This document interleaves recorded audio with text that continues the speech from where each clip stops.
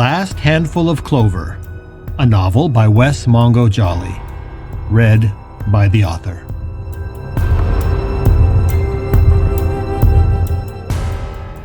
Book 2, Gifts Both Light and Dark.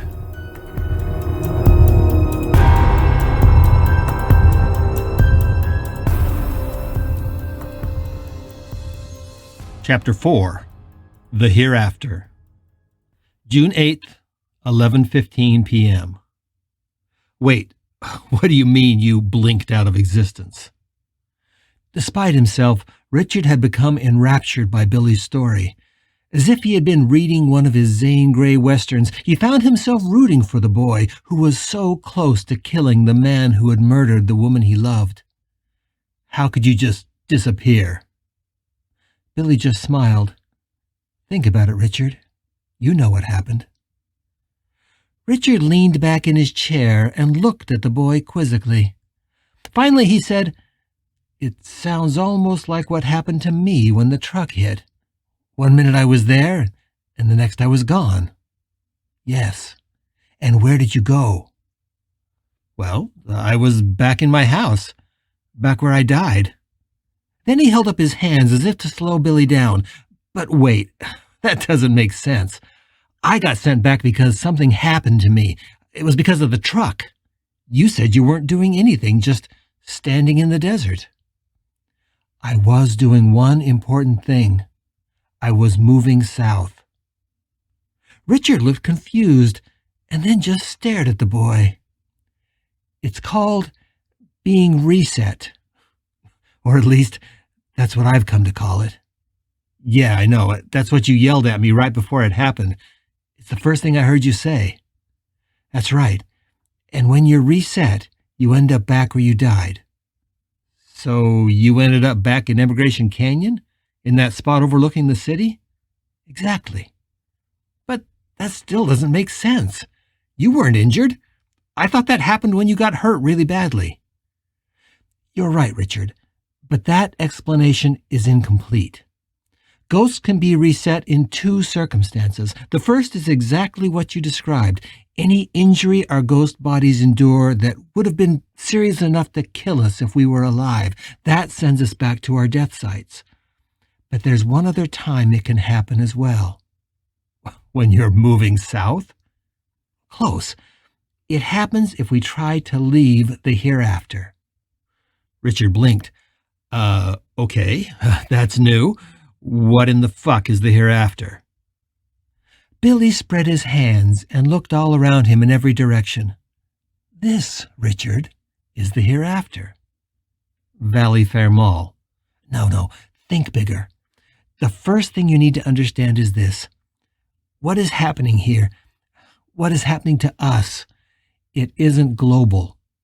I believe it's only happening here in the Salt Lake Valley.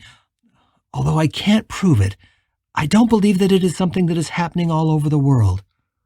I also don't think it's something that has always happened, even here." "And why is it called the hereafter?" The boy actually laughed.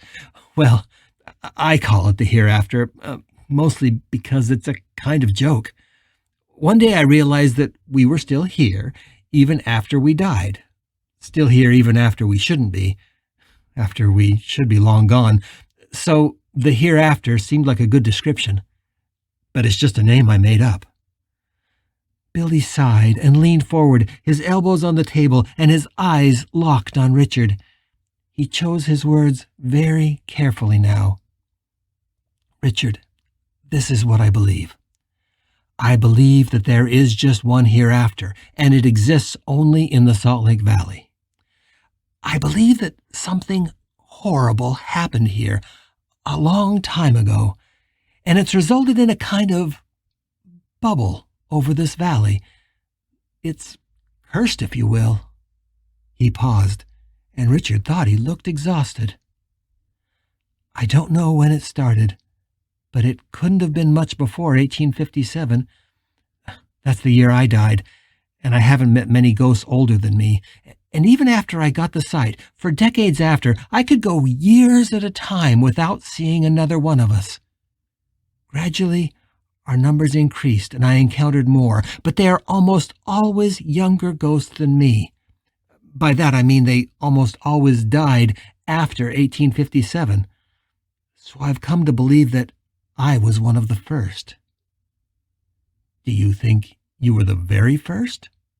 No, I know one who is older.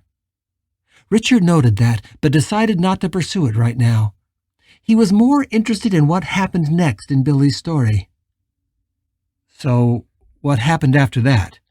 After you found yourself back in Salt Lake City?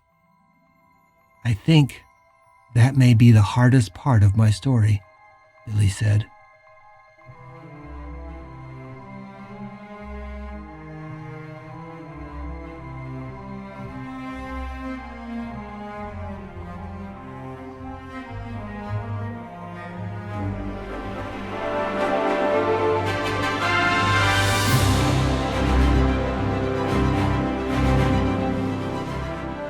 You're listening to The Last Handful of Clover, a novel by Wess Mongo Jolley. If you're enjoying this audiobook, please consider supporting the author on Patreon. That's patreon.com/Wess Mongo Jolley. And for more information, check out the author's website at wessmongojolley.com. That's WESSMONGOJOLLEY.com. Thanks for listening and stay tuned for more episodes.